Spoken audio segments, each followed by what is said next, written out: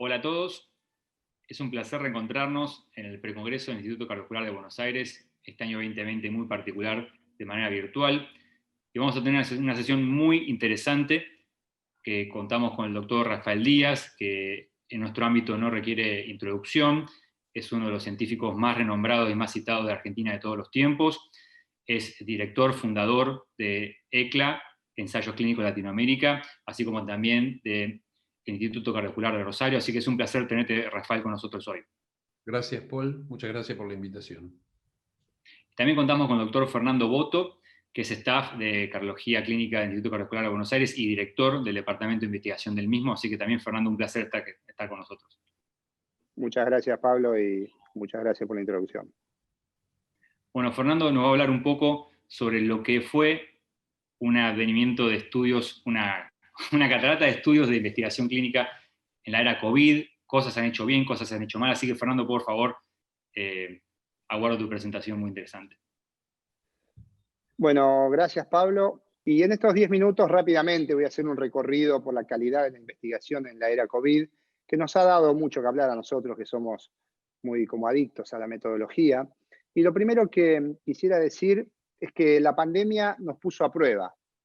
Nos puso a prueba, quiero decir que la calidad de la investigación clínica y la comunicación científica en esta era COVID, a mi modo de ver, ha sido muy pobre, afortunadamente con algunas raras excepciones que ahora vamos a ver. Pero yo quiero tomar esto como una gran oportunidad. En primer lugar, para reforzar el concepto que la única forma confiable de responder a una pregunta sobre terapéutica o tratamiento es mediante un estudio clínico controlado y aleatorizado, por supuesto, que el mismo tenga alta calidad metodológica. Y también quisiera decir que es un buen momento para intentar volver a reconfirmar y reposicionar el concepto de la medicina basada en la evidencia como la mejor estrategia científica para beneficio de las personas. Parecería que algunos conceptos grandes y básicos de la investigación y la epidemiología clínica que han surgido en los últimos 100 años es como que tuviéramos anosognosia, parece que nos hemos olvidado. Sir Austin Hill, en la década del 40, estuvo investigando la streptomicina en la tuberculosis y fue el primero que puso criterios muy rígidos para aleatorizar pacientes al grupo tratamiento y grupo control, y además incluyó el ciego, es decir, que los investigadores y los pacientes no conocieran qué tratamiento estaban recibiendo. El grupo de los Beatles de Oxford, como digo yo, en 1984, fíjense, aquí está Salim Yusuf con pelo, Richard Peter, Rory Collins y Peter Slide, ellos determinaron un paper que todo médico debiera leer, por qué tenemos que hacer grandes, en términos de número, simples estudios randomizados. Un concepto básico que parece también que nos hemos olvidado. Y finalmente Gordon Guyatt, en el año 91, tomando conceptos de su antecesor David Sackett, estableció el tema de la medicina basada en la evidencia. Parecería que todos estos métodos grandes empezaron a marcar el camino que en investigación siempre tenemos que reducir el error aleatorio, es decir, chance o azar, y el error sistemático o bias, para que los resultados de nuestras investigaciones tengan validez interna y sobre todo aplicación a los pacientes o validez externa. Fíjense, por tan solo poner este ejemplo del grupo de Oxford que le mencioné, en el año 88 se publica en Lancet el estudio ISIS-2 con más de 17.000 pacientes con infarto agudo de miocardio. Como todos conocemos los cardiólogos, la utilización de streptokinasa como concepto de la reperfusión coronaria, e inclusive en este caso la aspirina, han perdurado por más de 30 años. Es una forma de entender por qué una buena pregunta clínica hecha metodológicamente en forma correcta puede perdurar por décadas. La randomización es algo muy básico, que es simplemente darle la chance a los pacientes del estudio que reciban un tratamiento u otro en forma aleatorizada. Eso significa que los pacientes se van a distribuir en forma pareja en cuanto a confundidores conocidos y confundidores desconocidos. Si ustedes piensan en los estudios observacionales que tanto hay en esta época de la pandemia, los investigadores designan a qué paciente le dan cuál tratamiento, como podría ser muchos de los tratamientos compasivos que se están recibiendo, y eso hace que los grupos se distribuyan en forma distinta, con distinto pronóstico, y por lo tanto los resultados de esas intervenciones son poco válidas y poco aplicables a los pacientes en el mundo real. Gordon Guyatt de The McMaster nos enseñaron y juntaron sistemáticas para analizar el riesgo de bias o desvíos sistemáticos. Fíjense que ellos se preguntan, por supuesto, si los estudios son randomizados, cómo se hizo la randomización, si los estudios fueron ciegos a los pacientes, investigadores, adjudicadores durante el curso del estudio, y también si se mantuvo el balance pronóstico al final a través del seguimiento completo, el análisis por intención de tratar, evaluando también si hubo detención precoz. Tenemos muy claro en la epidemiología clínica algunos conceptos básicos de cómo hacer un buen estudio. También quisiera decir algo de los puntos finales, la importancia determinada por el grupo Braid, la podríamos aplicar a la era COVID y decir que no es lo mismo medir rinorrea, tos o dinofagia, número de días al alta, negativización viral, insuficiencia respiratoria, ARM o muerte. Indudablemente, la mortalidad es un punto final crítico para esta era, y si ustedes ven la información que hemos tenido en estos meses, hay un montón de estudios pequeños que miden negativización viral, días al alta, si le dolía la garganta o si tenían fiebre, cosa que los hace extremadamente poco útiles para la aplicación en una pandemia que tiene alta mortalidad, y eso es lo que tenemos que medir. Por supuesto, hay muchos puntos intermedios o subrogantes, como la carga viral, que están siendo medidos, y muchos de ellos no tienen validez en el momento de, digamos, correlacionarlos con un punto final clínico importante y mucho menos mortalidad. O sea, el research en la era COVID, a mi modo de ver, ha sido de baja calidad por diseños inapropiados. Algún grado de flexibilidad podríamos tener porque necesitamos pragmatismo en una época difícil de investigar, muestras no representativas, sesgadas, faltas de grupo control, como les decía, muchos estudios de observaciones de la propia práctica clínica, inclusive de muchos tratamientos compasivos muy seleccionados. Los estudios en su gran mayoría no han sido aleatorizados, tamaños muestrales pequeños de 40, 80 o 250 pacientes, por supuesto que con escaso número de eventos, y como les decía antes, puntos finales no críticos, frecuentemente subrogantes. Por supuesto que de todo esto, modesto o con mala calidad, los análisis y las interpretaciones pueden ser y son equivocadas en muchos aspectos a nuestro modo de ver. Por tan solo poner un ejemplo, la historia de la hidroxicloroquina y la citromicina, este estudio francés, fíjense que comparó hidroxicloroquina contra un grupo control que era no recibir nada, y los pacientes no fueron aleatorizados, fueron asignados. Es casi gracioso para los que hacemos investigación ver que los que iban al hospital de Marsella recibían hidroxicloroquina. Los pacientes que rechazaban la hidroxicloroquina o tenían criterios de exclusión en ese hospital de Marsella recibían grupo control, que era nada, o bien los pacientes que entraban en otros hospitales. Imagínense la capacidad o el grado de sesgo que puede haber en esta muestra. El tamaño muestral muy pequeño, estamos hablando de juntar cientos o miles, y acá tan solo 48 pacientes, y el punto final primario, fíjense que fue un subrogante de negativización viral al día 6, por supuesto ni hablar de mortalidad por la escasez de los pacientes. Fíjense que reclutaron 42 pacientes finalmente, de los cuales 26 que fueron a cloroquina, 6 se excluyeron por distintas razones, y solo 20 en el análisis, 20, de los cuales 6 recibieron acitromicina y luego fueron comparados con 16 del grupo control.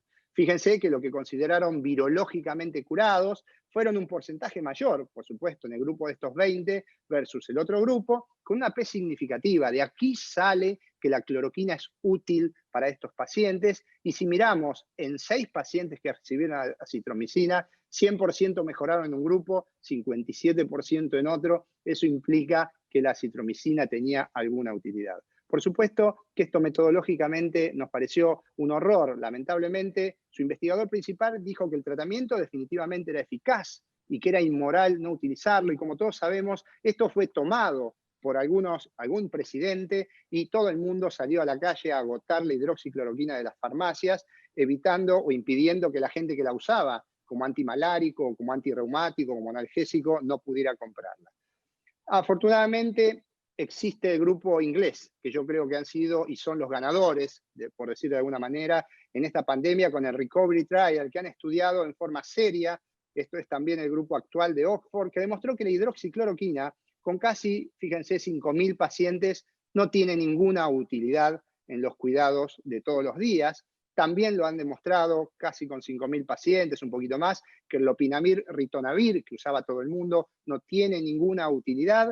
Recientemente, el grupo Solidarity también mostró que remdesivir, hidroxicloroquina, interferón y lopinavir no tienen ningún efecto en esta pandemia. Vale decir que cuando se hicieron trials grandes, con un número de pacientes adecuado, randomizados metodológicamente en forma correcta, fueron finalmente estos dos grupos los que están respondiendo correctamente las preguntas mal respondidas por otro y que genera una confusión terrible en la comunidad médica y en la comunidad en general. Vale la pena recordar que Recovery también demostró el único estudio que diría positivo, importante hasta el momento, con la utilización de dexametasona, y esto tiene valor. ¿Por qué? Porque hicieron un estudio adecuado con más de 6.000 pacientes.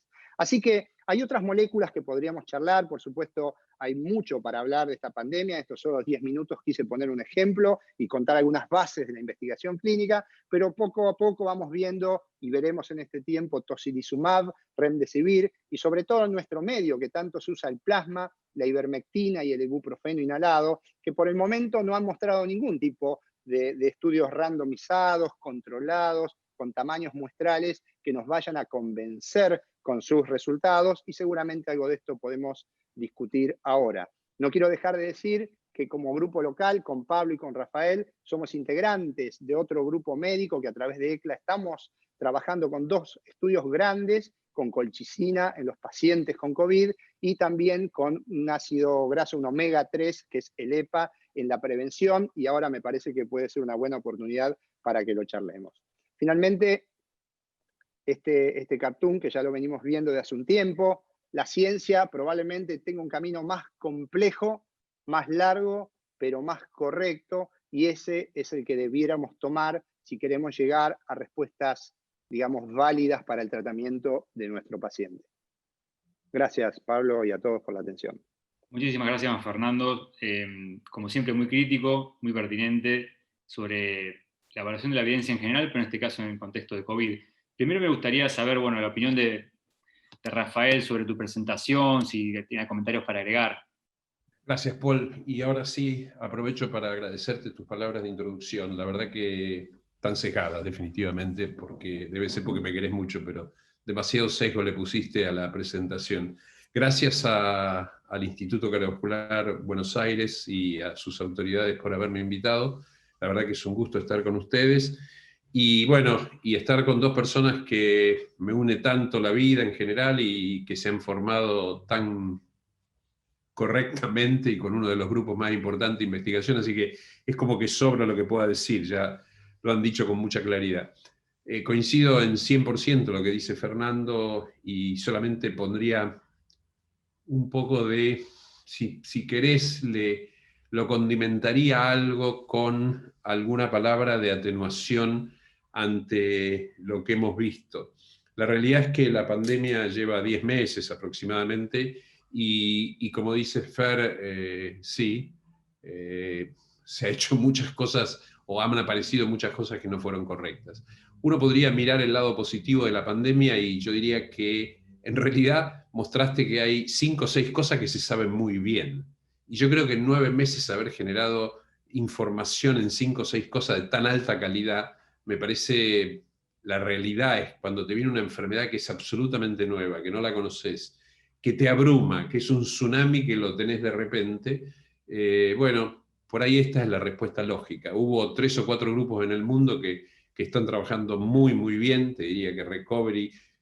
Voy a rescatar la Organización Mundial de la Salud. Yo he sido muy crítica con muchas de las actitudes que tomó, pero tengo que rescatar una. Es la primera vez que la OMS hace algo de investigación clínica. Nunca antes lo había hecho en su vida. Y la verdad que puso 4 tratamientos en órbita. Todo se equivocó, en todo caso, o eligió mal lo que fuera, pero generó evidencia. Y hoy sabemos que hay 5 cosas que nos sirven o 4, y que una sirve y mucho, o modestamente, pero para una pandemia mucho, a mi criterio.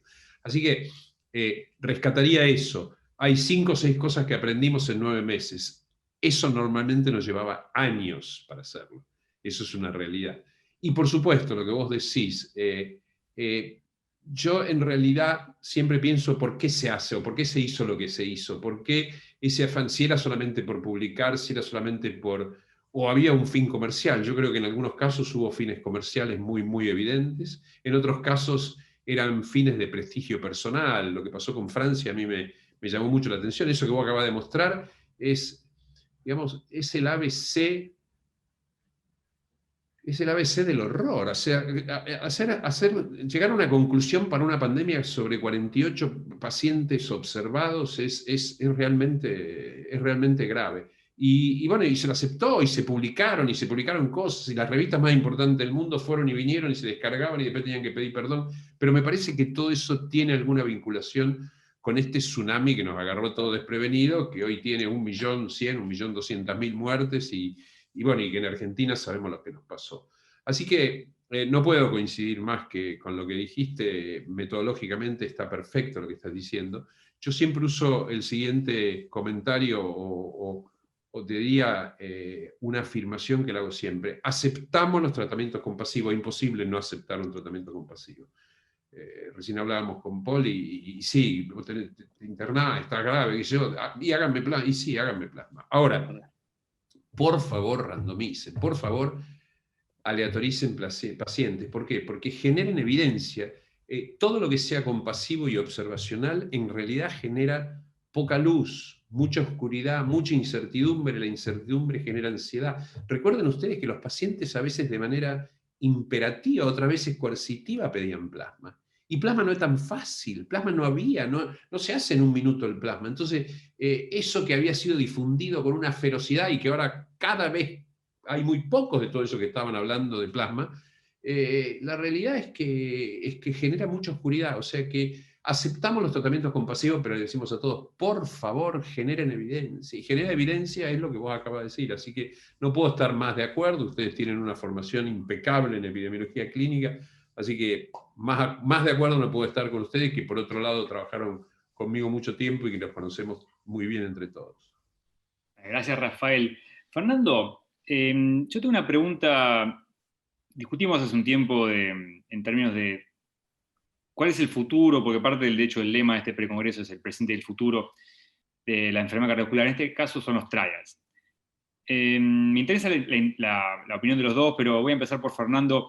¿Qué opinás del presente pre-pandemia, presente pandemia, y qué implicancia va a tener en el futuro todo lo que nos hizo vivir estos cambios, por ejemplo, que hablaba Rafael? Incluso hace no tanto tiempo Richard Pito y Rory Collins publicaron un paper sobre barreras de estudios randomizados y que hay que trabajar en reducir las barreras, porque, como decía Rafael, si el tratamiento compasivo, antes de que se promocione como efectivo, rápidamente se genera la evidencia para saber si es efectivo o no, no tendríamos esta discusión. Quizás sabríamos hace tiempo que el plasma funciona o no, y lo indicaríamos o no, etc. ¿Cuál es tu opinión un poco general, Fernando, de esto? Y después vamos a Rafael. Bueno, me parece que también ligado a lo que decía Rafael, en cardiovascular se están testeando algunas moléculas que tratan de alguna manera enfermedades prevalentes, comunes, mortales, y que a veces yo creo que entre que el investigador pensó el estudio, escribió el protocolo, lo aprobó, consiguió la plata, hace los 5 años de seguimiento que requieren, hoy una molécula está llevando 10 años, cuando, como decía Rafael, aquí en pocos meses hemos obtenido información.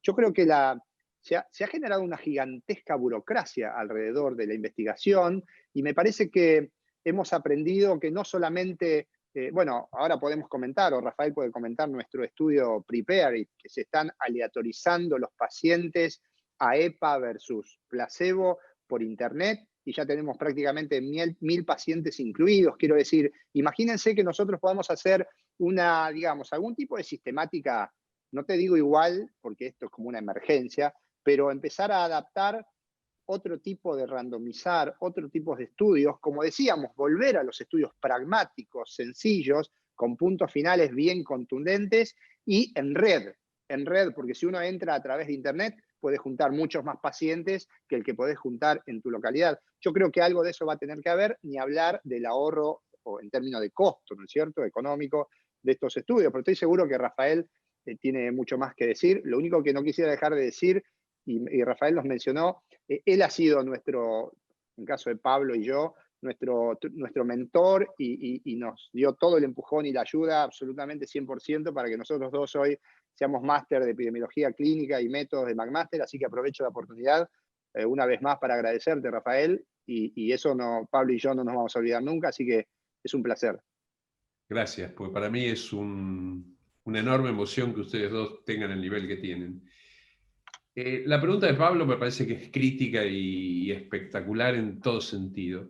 En el seno de nuestro grupo, que hay gente que es también muy coherente y que conoce mucho de esto, ayer había una discusión con respecto al futuro de la investigación clínica. Yo creo que el COVID fue un punto de inflexión definitivo. No estoy seguro si los estudios serán todos adaptativos. Tengo la sensación que no van a ser todos adaptativos. Pero sí estoy seguro que cambió la investigación clínica, y vos lo acabás de decir. Primero, fíjate que nosotros abordamos como grupo la pandemia de una manera muy singular. Primero, la mayoría éramos cardiólogos y fuimos a buscar clínicos, infectólogos y personalidades de la epidemiología, pero abrimos nuestro grupo rápidamente, me acuerdo que fue el 17, 18, 19 de marzo. Después dijimos, para abordar una pandemia se necesitan drogas que tengan 2 o 3 características, que sean universales, que sean de bajos costos y conocidos y escasos efectos adversos. Y dijimos, bueno, los pacientes graves, colchicina, y después apareció la posibilidad de hacer con la Universidad de Harvard Vascepa, que es un EPA especial o un ácido graso poliinsaturado especial, especial en el sentido que no se consigue acá, y muy alta dosis para hacer prevención. Pero esto cambió notablemente. Primero, me parece lógico el abordaje que hicimos. No se puede abordar una pandemia con una droga que cueste $1000, y no se le ocurriría a ninguno. Y la colchicina cuesta 2 centavos de dólar o $2 el tratamiento completo. Hoy, eso que fue un sueño en marzo, y ustedes se acuerdan cuando hablábamos entre todos, hoy colchicina tiene 500 pacientes randomizados. Es decir, pasamos a la categoría de los grandes grupos del mundo que están estudiando 1000, 2000 enfermos. O sea, esto no es chiste. Después hicimos el segundo estudio, que fue Vascepa o EPA, un ácido graso poliinsaturado, no en pacientes, en individuos que no estuvieran infectados. Y lo que vos acabas de decir, hay 1000 sujetos incluidos en el estudio, y este estudio no requiere médicos, los están haciendo los mismos pacientes, se hace todo online, y desarrollamos el sistema, desarrollamos la plataforma con un esfuerzo de loco, no es tan buena, tiene muchos defectos, pero funciona. Es decir, que ¿en qué cambió todo esto? En esto cambió. Yo creo que los próximos estudios van a ser con esta metodología, que son mucho más rápidos, mucho más fáciles, mucho menos costosos, y que probablemente el año que viene, cuando esto se empiece a amortiguar o a mitigar un poco, o a minimizar por lo menos, podamos estudiar en cardiología, en prevención cardiovascular, de esta manera que estamos aprovechando. O sea, yo pienso que cambió, definitivamente cambió. Por supuesto tenemos que mostrar que los índices de calidad son buenos. A mí me preocupa, porque vos no tenés médico que esté llamando al paciente, por lo tanto los pacientes se están manejando solos, los sujetos, porque no son pacientes en este caso. Pero bueno, esta plataforma está funcionando. Si yo te mostrara los datos, la verdad que los temas de calidad no nos preocupan demasiado, pero por supuesto todavía no terminamos el estudio. Así que sí, cambió definitivamente. El punto de inflexión fue COVID, y creo que va a generar un debate muy intenso para eliminar barreras, simplificar procedimientos, etc. Creo que estamos todos más o menos en la misma página. Vivimos en un mundo donde la investigación es lo que realmente termina cambiando la conducta. Bien, después están las opiniones, etc. Pero es la investigación. Cuanto más barreras ponemos a la investigación, más se retrasa. Y esto hay que verlo así, porque cuanto más retraso hay en el conocimiento, hay daño, sea por utilización de más o no utilización de algo demostrado efectivo. Y no se ve, uno cuando habla con gente del ambiente, no se ve como el retraso de la investigación como daño. Sin embargo, es claro daño. Y creo que eso es un paradigma que debemos luchar entre todos para cambiar. Así que bueno, ya estamos en tiempo. Quería volver a agradecer tanto a Fernando, que yo creo que los dos podría considerarlo mentores, a Rafael en particular, lo especial. Yo no exageré en nada de la introducción, de hecho es objetivo, está el Citation Index de Google, el H-Index publicado, así que nada de eso es mentira. Así que agradecerte de vuelta a Rafael y Fernando, creo que fue una gran sesión y muchas cosas para compartir, sin duda. Gracias a ustedes dos. Y lo último me faltó decir, ustedes dos tienen corbata y yo estoy en remera, pero recuerden que es domingo a las 7 de la tarde. todo vale en pandemia. Un abrazo a todos. Muchas gracias. Gracias a todos. Saludos. Chao. Un placer.